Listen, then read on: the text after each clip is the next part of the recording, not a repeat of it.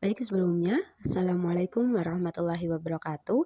Perkenalkan, nama saya Hermia Mujiasari, NIM 213100200, mahasiswa Prodi Sistem Informasi Universitas Alma-Ata. Dalam kesempatan kali ini, saya akan menjelaskan tentang flowchart system dan juga use case dari desain aplikasi yang kelompok kami buat.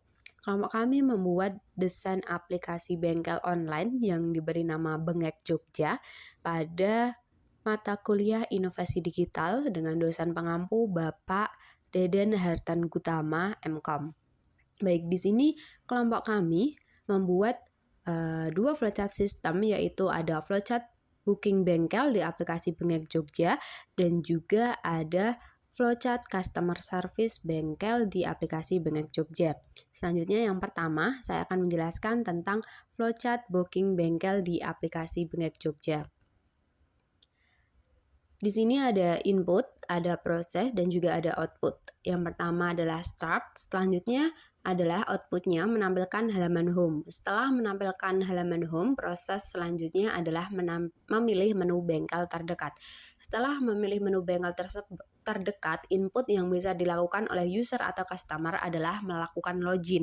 Jika login itu berhasil, maka output yang dihasilkan adalah menampilkan titik lokasi bengkel terdekat dari lokasi user. Tetapi jika login yang dilakukan oleh user gagal, maka user akan dikembalikan ulang ke halaman login.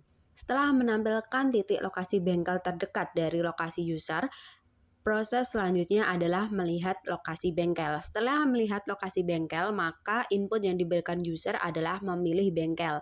Setelah memilih bengkel, maka output yang dihasilkan adalah menampilkan detail bengkel. Setelah menampilkan detail bengkel, proses selanjutnya yaitu melihat menu booking service. Setelah melihat menu booking service, input yang bisa dilakukan oleh user atau customer adalah memilih menu pick up dan drop atau service at home. Setelah user melakukan inputan itu, maka output yang dihasilkan adalah menampilkan halaman booking service. Setelah menampilkan halaman booking service, proses selanjutnya yaitu memilih opsi service. Setelah memilih opsi service, maka proses selanjutnya adalah menampilkan rincian biaya yang harus dibayar.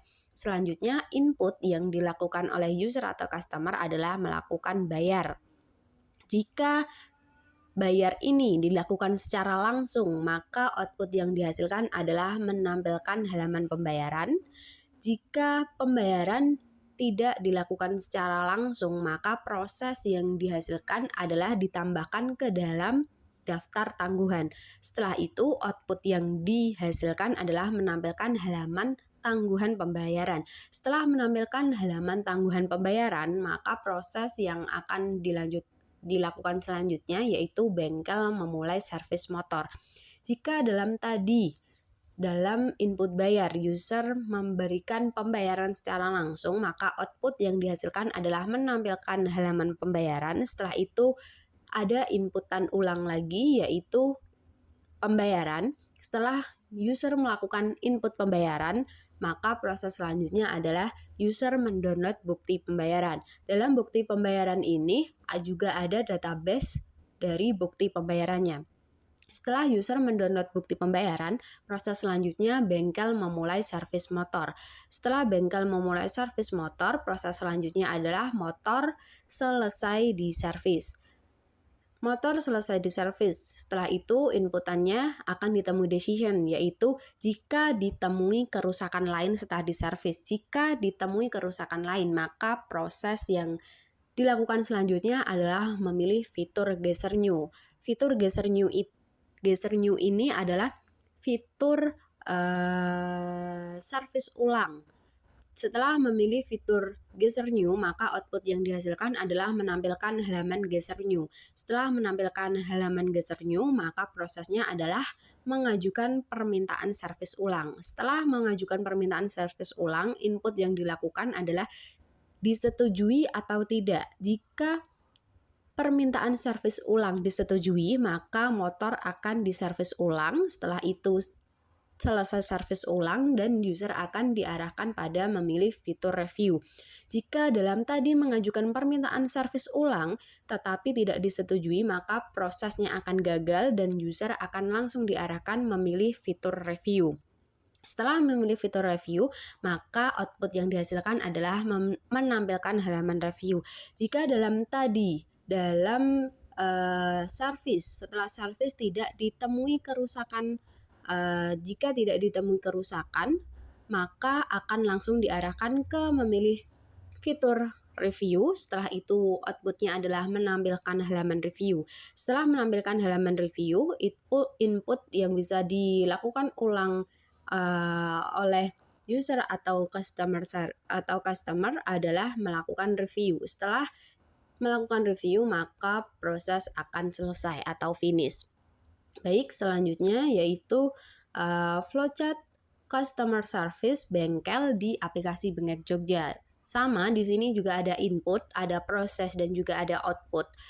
Proses yang pertama ada start, selanjutnya adalah memilih fitur customer service. Setelah memilih fitur customer service, output yang dihasilkan adalah menampilkan halaman customer service. Setelah menampilkan halaman customer service, input yang dilakukan oleh user atau customer adalah memberikan pertanyaan. Setelah itu prosesnya adalah memproses pertanyaan.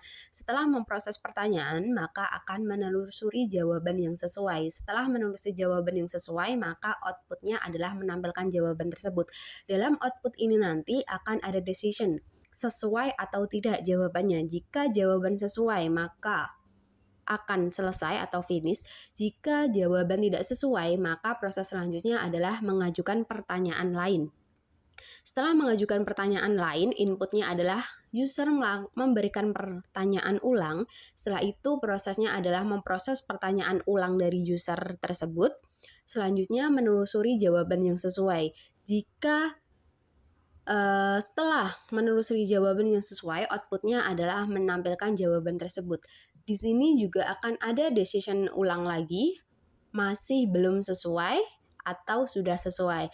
Jika masih belum sesuai, maka proses selanjutnya adalah user akan diminta untuk menelpon call center setelah itu selesai. Tetapi jika jawaban yang diberikan oleh customer service sudah sesuai, maka akan langsung selesai atau dalam kondisi finish. Baik, selanjutnya saya akan menjelaskan use case aplikasi bengkel kita atau Bengek Jogja. Di sini aktornya ada 3, ada user, ada admin, dan juga ada bengkel. Pertama, user. Apa sih yang bisa dilakukan oleh user? Apa saja sih yang bisa dilakukan oleh user? Jadi user bisa menggunakan fitur customer service, user bisa melihat lokasi bengkel, bisa memilih bengkel, bisa melihat detail bengkel, bisa memilih fitur pick up dan drop atau service at home.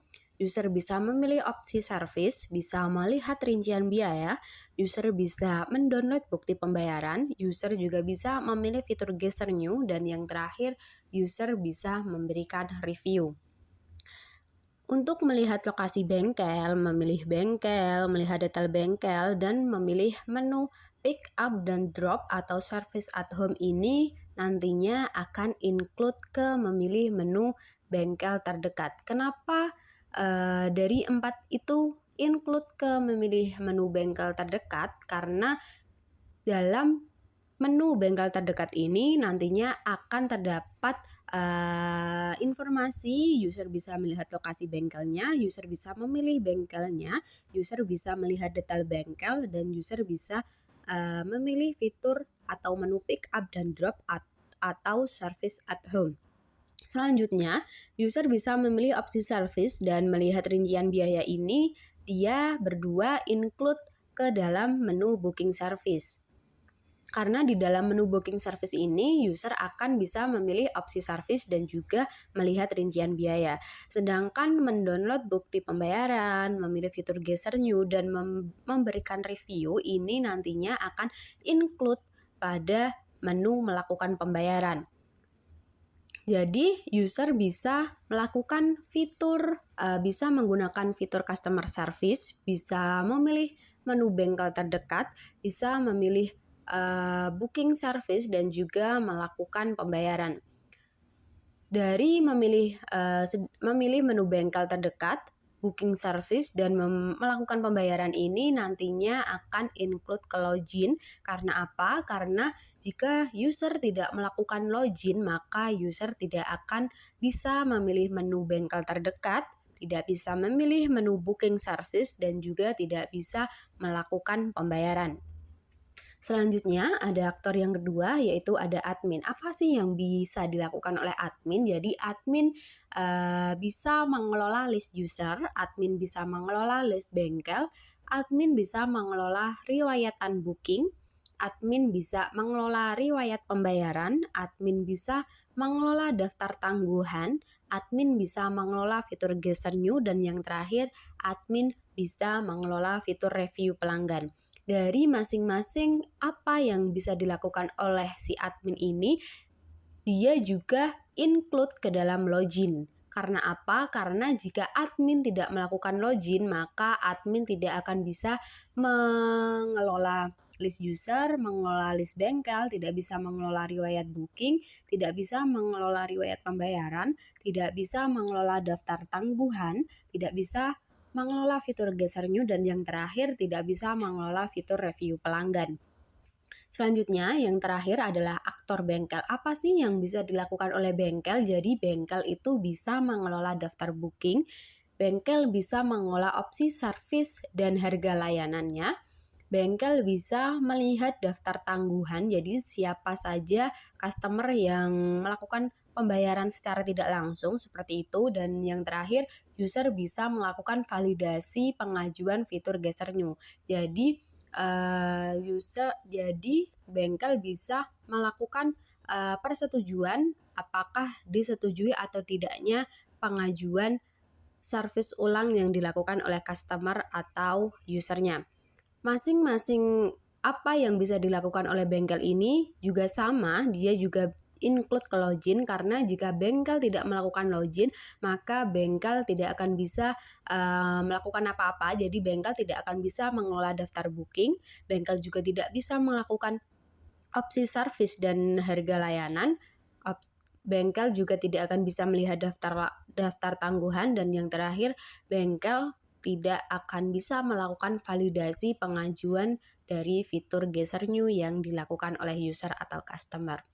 Baik, mungkin itu saja yang bisa saya sampaikan atau saya jelaskan. Kurang lebihnya saya mohon maaf, karena kesempurnaan hanya milik Allah dan kekurangan pasti milik kita. Saya akhiri. Wassalamualaikum warahmatullahi wabarakatuh.